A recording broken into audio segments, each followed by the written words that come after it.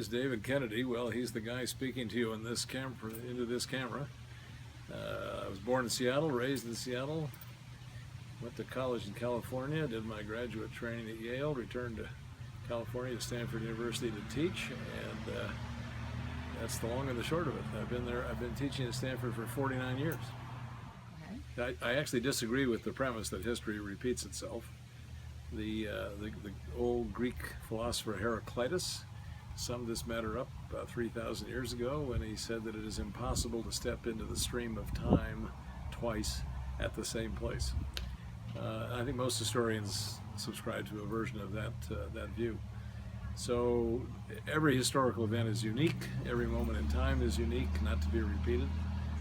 Nevertheless, it's frequently been said that if history doesn't repeat itself, sometimes it rhymes. That is to say that a given situation might closely enough resemble another situation that we try to take instruction from the former one to understand the present one.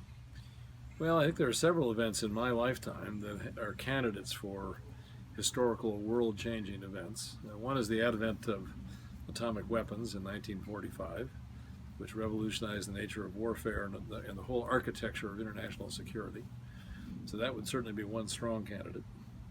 Another, I think, frankly, would be the civil rights movement of the 1960s, particularly in its great accomplishments in the Civil Rights Act of 1964 and the Voting Rights Act of 1965, which significantly advanced an agenda that had been stalled for about 100 years since the end of the Civil War in the 19th century to finally get this society to make a meaningful commitment to its professed ideal of racial equality.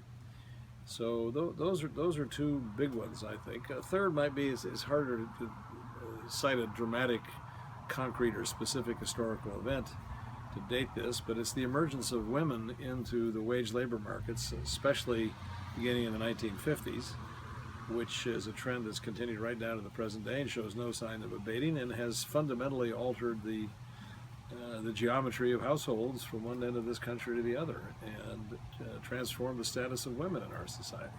That's another major change that I've witnessed in my time.